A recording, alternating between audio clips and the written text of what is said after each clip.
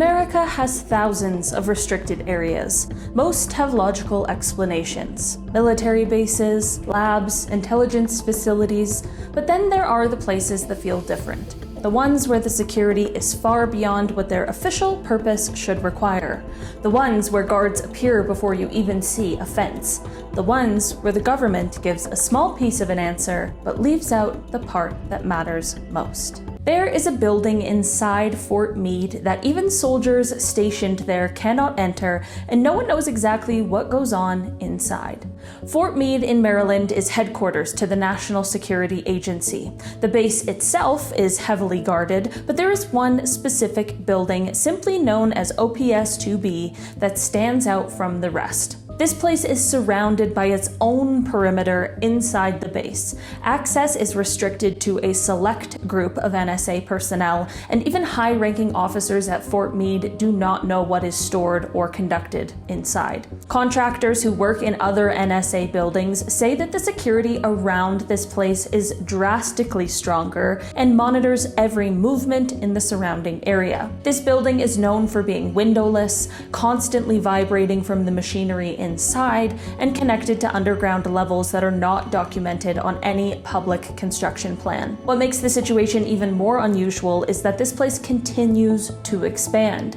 Satellite photos show new armored sections added in the last decade, but no reason has been given for why a single building on an already secure military base requires non-stop, top-tier protection. There is a vault under Manhattan, guarded like a military fortress, and the government will not fully explain what is inside.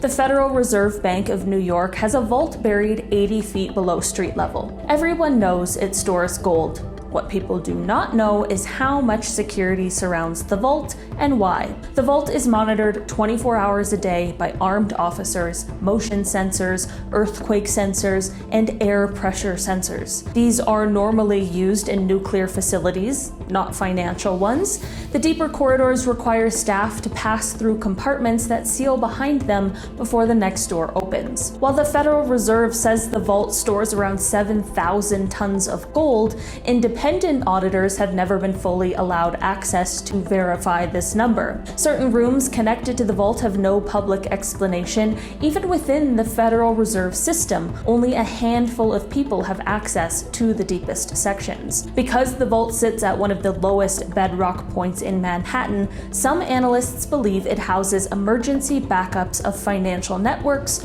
or classified materials completely unrelated to gold. Los Alamos is known for nuclear research, but there are buildings on the campus so restricted that the employees who work next door have never seen the inside. Los Alamos National Laboratory in New Mexico is enormous. Its mission appears scientific, but some of its buildings are treated almost like separate worlds. Technical Area 55 is one example.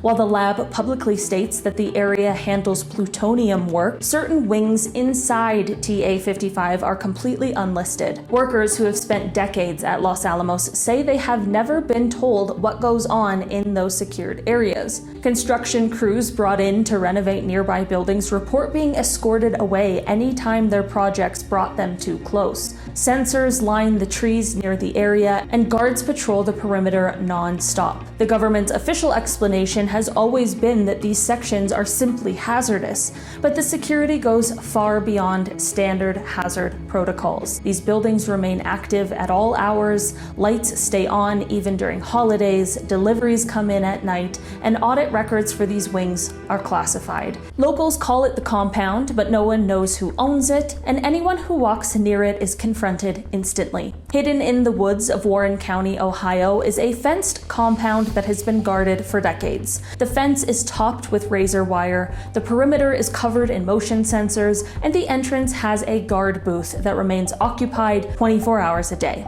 The strange part is that the property is not owned by the military, the state, or any company listed in public records. When residents attempted to identify the owner, they found the land is registered to a non-existent corporation that has never filed taxes. Utility records also show something suspicious. The compound draws a steady amount of electricity every day and every night. Even during storms and outages, the power does not fluctuate. Whatever is happening inside requires uninterrupted energy. Yet despite repeated attempts, officials have refused to comment on the facility or confirm which agency controls it. A telephone building in downtown Milwaukee is guarded like a military bunker, and no one understands why a phone company needs this level of security. This building has no windows, no public entrances, and no company signage. It is a part of AT&T's old long lines network, a series of hardened communication centers built during the Cold War. While most long lines sites have been decommissioned, the Milwaukee building is the exception. It is protected 24 hours a day by armed security, reinforced steel doors, and surveillance cameras that point at every angle of the sidewalk. Eyewitnesses report guards approaching anyone who lingers near the building for too long, and leaked NSA documents revealed that AT&T facilities were used as interception points for classified monitoring programs. Surfers at Point Mugu keep seeing armed guards appear out of nowhere on the cliffs. That is when people realized there were tunnels under the beach. Point Mugu Naval Base sits along the California coastline. Everyone knows about the visible runways and aircraft hangars, but what the public did not know until recently is that a network of restricted tunnels runs beneath the cliffs. These tunnels were originally built during the Cold War, but instead of sealing them, the Navy reinforced them and expanded them. Today, they are guarded constantly.